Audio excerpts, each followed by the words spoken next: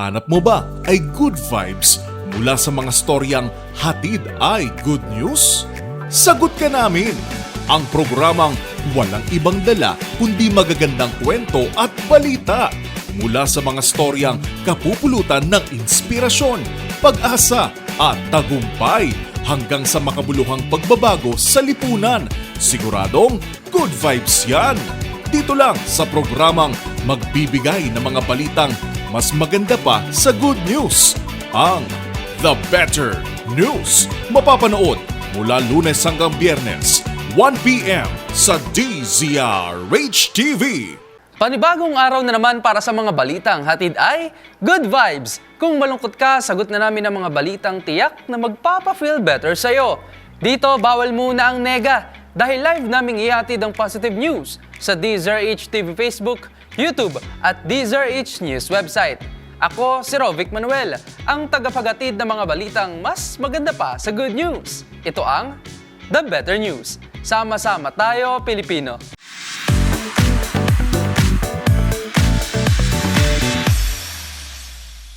Una sa ating mga good news, dahil nakatakda ng doblehin ang teaching allowance ng mga public school teachers sa ilalim ng Kabalikat sa Pagtuturo Act. Ayon sa principal author nitong si Senator Bong Revilla, maliban sa pagtugon sa nagtataas ang presyo ng mga bilihin, isa rin itong pagkilala at pagbibigay pugay sa kanilang dedikasyon sa pagtuturo.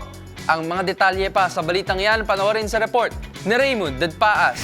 May good news sa ating mga public school teachers dahil lalagdaan na ni Pangulong Bongbong Marcos ngayong araw, Hunyo 3 ang Kabalikat sa Pagtuturo Act na isinulong ni Senador Ramon Bong Revilla Jr. bilang principal author at sponsor.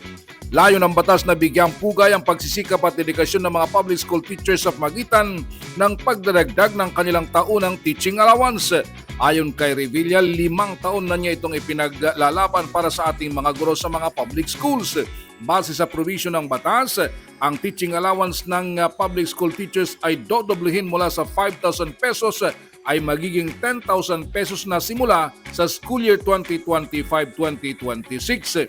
Kailangan ito ng mga guro dahil nagtaasan ng lahat ng mga bilihin at hindi na magkasya ang 5,000 pesos na kanilang chok allowance. Madalas pang naglalabas ang mga guro ng kanilang sariling pera para may pambili ng mga teaching materials. Titiyakin ito ng senador na mapaglalanaan ng pondo para sa school year 2025-2026. Nagpasalamat si Revilla sa mga kasamahang senador na nagbigay suporta upang ito ay maging batas. Kasama ng kanilang counterpart sa Kamara de Representantes sa panguna ni Pasig Congressman Roman Romulo ng House Committee on Basic Education. Nakatakdang signing ceremony mamayang alas 4 ng hapon sa Malacanang. Para sa MBC TV Network News, ito si Raymond Dadpaas. Sama-sama tayo, Pilipino.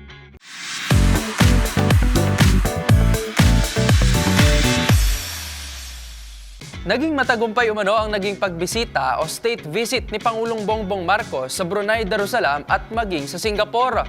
Ang iba pang detalye alamin sa report ni Rose Babiera. Naging matagumpay at produktibo ang pagbisita ni Pangulong Bongbong Marcos sa Brunei at Singapore upang isulong ang pagpapalakas ng ekonomiya at seguridad ng bansa. Ayon sa Pangulo, napagtibay sa kanyang inaugural state visit sa Brunei ang bilateral cooperation ng dalawang bansa upang mapanatili ang kapayapaan sa ASEAN region. Samantala, nakipagpulong naman si PBBM kay President Tharman Shanmugaratnam at Prime Minister Lawrence Wong sa Singapore upang mapalakas din ang ugnayan ng dalawang bansa. Sa Singapore rin nagtalumpati ang Pangulo sa IISS Shangri-La Dialogue kung saan iginiit niya ang soberanya ng Pilipinas sa West Philippine Sea. Para sa DZRH TV, ito si Rose Babiera. Sama-sama tayo, Pilipino.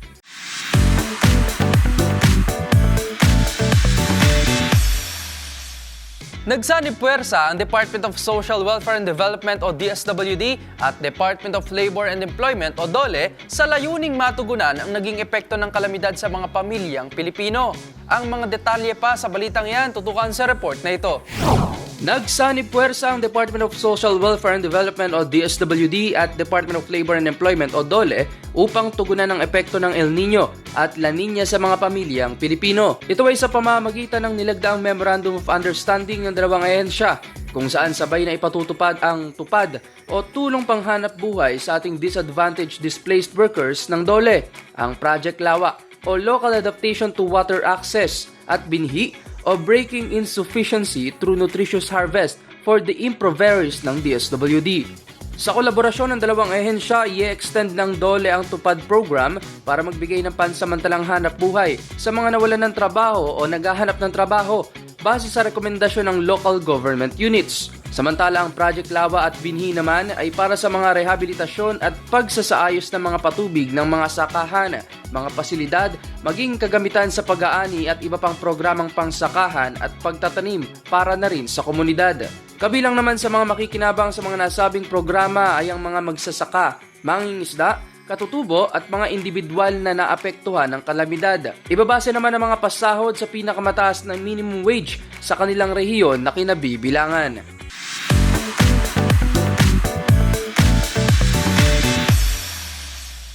Good news! Dahil may 3,000 mga exam takers ang pumasa sa May 2024 Certified Public Accountant Licensure Exam. Ang mga napabilang sa top 3, alamin sa report ni Angelica Cosme. Higit 3,000 examinees ang pumasa sa Certified Public Accountant Licensure Examination nitong Mayo. Ayon sa Professional Regulation Commission o PRC, mula sa higit 10,421 takers ng 3 araw na pagsusulit, 3,155 ang nakapasa rito. Parehong nasungkit ang unang pwesto ni Nicole Agoy Gonzalez ng University of the Cordilleras at Hazel Ann Concepcion Serra mula naman sa Polytechnic University of the Philippines Santa Mesa na kapwa nakakuha ng 90.83% rating. Sinundan naman ito ni Joseph Mag-Aso Jr. ng Binalbagan Catholic College na may 90.50% habang pangatlo naman si Sean Chan ng De La Salle University Manila na nakakuha ng 90.33% rating. Para sa DZRH TV, ito si Angelica Cosme. Sama-sama tayo, Pilipino.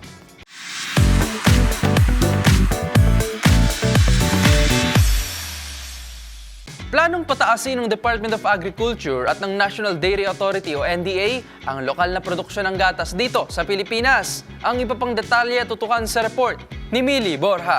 Kasabay ng ipinagdiriwang na taon ng World Milk Day, inilatag ng Department of Agriculture at ng National Dairy Authority ang plano nitong palakasin ng local production ng gatas sa Pilipinas. Ayon kay DA Undersecretary for Livestock Deo Gracias Victor Savellano, mayroong kakulangan sa supply at produksyon ng gatas kung saan mayroon lamang sa kasalukuyang 30,000 metric tons ng gatas, malayo sa 3.3 million metric tons na demand sa bansa. Kaya naman target umano ng DA na pataasin sa 5% ang local production at kinakailangan na mag-angkat ng nasa 5,000 hanggang 8,000 dairy herds mula 2025 hanggang 2026. Dagdag pa rito ang pagpaparami ng mga magagandang klase ng baka na aambag sa pagtaas ng produksyon.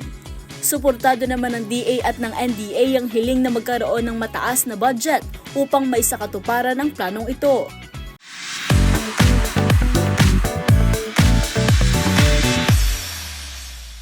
Samantala, pinagdiriwang naman sa Northern Samar ang Seniors Day. Ito raw ay upang kilalanin ang mga naging kontribusyon ng mga senior citizens sa nasabing lugar.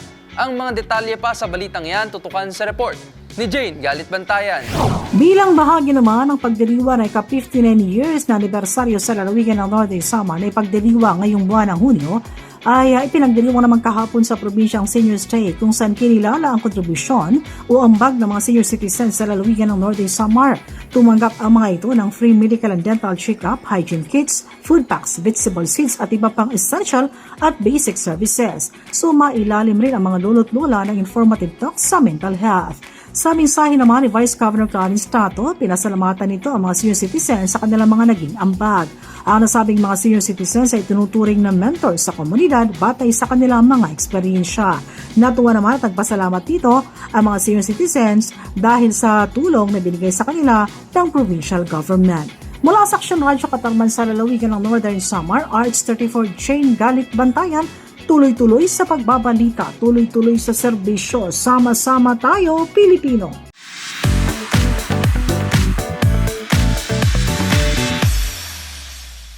Good news naman para sa mga Marvel fans dahil mapapanood na ngayong Hunyo ang kauna-unahang pagtatanghal at pagbibigay sa iyo ng Marvel Universe live show dito sa Pilipinas. Ang buong detalye alamin sa report ni Arnold Herrera. Paparating na at malapit ng lumanding sa Pilipinas ang Marvel Universe live show na unang beses na magpapalabas sa bansa ngayong Hunyo. Mapapanood ang live performance ng ating mga paboritong Marvel characters simula June 7 hanggang 16 sa Mall of Asia Arena sa Pasay City. Bubuin ng higit sa 25 Marvel heroes at villains ang stage tulad nila Spider-Man, Iron Man, Thor, Captain America at marami pang ibang aasahan upang iligtas ang mundo.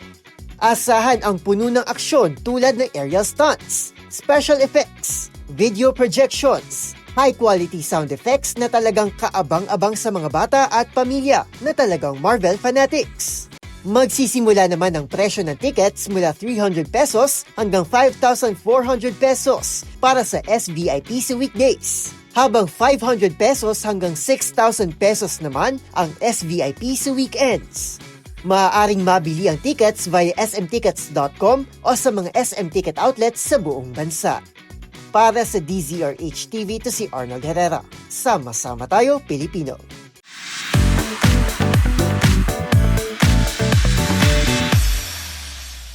Siyempre, good news naman tayo pagdating sa sports dahil naiuwi ng Filipino cyclist na si Patrick Ko sa silver medal sa katatapos lang na 2024 Asian Cycling BMX Championship na ginanap sa Thailand. Para sa balitang sports, ihahatid yan ni Millie Borja. Patuloy na gumagawa ng pangalan ang Filipino cyclist na si Patrick Ko matapos nitong makuha ang silver medal sa 2024 Asian Cycling Confederation BMX Championships na ginanap sa Thailand. Ito ay kasunod ng magandang performance na ipinakita ng 22-year-old Pinoy athlete sa Hangzhou Asian Games nang makapag-uwi ito ng bronze medal sa men's elite at gold medal naman sa 2019 Asian Championships sa Malaysia. Nanguna sa nasabing tournament ang pambato ng Thailand na si Komet Sukprasert, habang pumangatlo naman si Shamada Ryo mula Japan. Nagpahayag naman ng pasasalamat at saya si Patrick dahil ang nakamit na tagumpay ay bunga raw ng kanyang paghihirap. Nagpaabot din ng pambati si Philippine Olympic Committee President Abraham Bambol Tolentino kay Ko dahil sa ipinakita nitong mas umiigting na dedikasyon sa BMX. Umaasa ang Pinoy athlete na makakasabak ito sa 2028 Los Angeles Olympic Games. At yun ang mga latest updates sa mundo ng sports. Para sa DZRH TV, ito si Millie Borja, sama-sama tayo, Pilipino.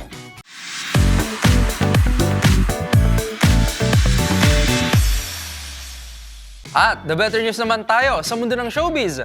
Kailin Alcantara nakatanggap ng plaque of recognition bilang honorary ambassador ng South Korea. Ang mga detalye sa mundo ng showbiz, ihahatid ng ating showbiz angel.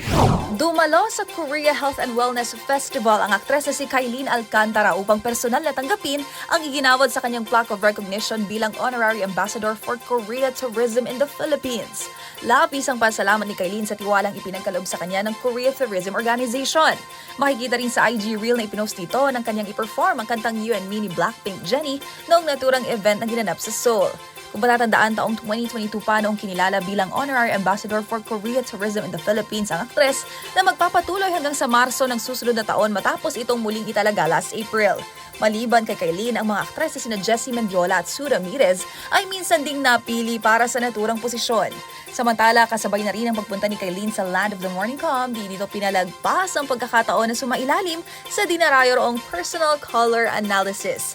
Mga gunita na kamakailan lang, umugong ang haka-hakang exclusively dating sina Kailin at Kobe Paras matapos mapunan ng netizens ang pagkakapareho ng kanilang post. Na sinundan pa ng isang heart eyes emoji na comment ng basketballista sa isang picture ng dalaga na lalong nagpaintriga sa netizens.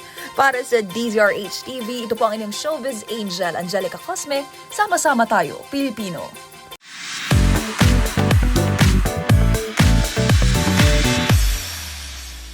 At yan ang mga balita at impormasyon na dapat nyong malaman at masarap sa pakiramdam. Naway na pa-feel better namin kayo sa mga balitang inihatid namin ngayong araw. Hanggang sa susunod po na episode, tutukan nyo uli kami para malaman nyo ang mga balitang hatid ay Good Vibes. Para naman sa ating mga live streamers sa website, kung may gusto kayong i-share na nakaka-good vibes din, i-comment nyo na yan sa ating comment section. Tandaan, laging mas maganda ang mga araw. Laging mas maganda ang mood sa pagharap sa buhay. Kung alam mo ang The Better News. Para sa DZRH TV, ito si Rovic Manuel. Sama-sama tayo, Pilipino.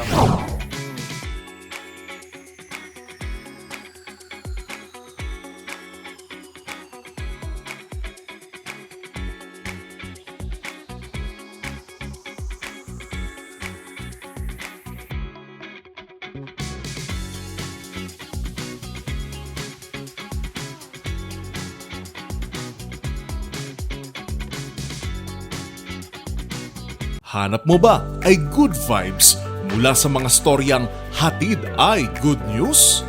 Sagot ka namin!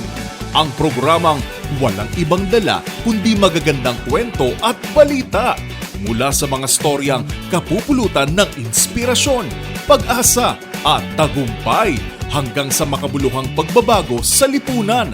Siguradong good vibes yan! Dito lang sa programang magbibigay ng mga balitang mas maganda pa sa good news, ang The Better News. Mapapanood mula Lunes hanggang Biyernes, 1 p.m. sa DZRH TV.